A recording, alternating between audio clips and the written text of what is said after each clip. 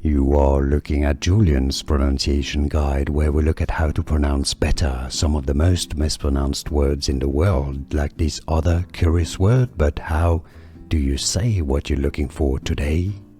We are looking at how to pronounce this name, as well as how to say more interesting but often confusing names from science. This is the name of a medication that can be pronounced two different ways. In British English, it is generally said as bisoprolol, bisoprolol. In American English, however, it is normally said as bisoprolol, bisoprolol. Here are more videos on how to pronounce more confusing words and names too many mispronounced. Like this video if you found it useful. I appreciate your support. I'll see you soon and thanks for watching.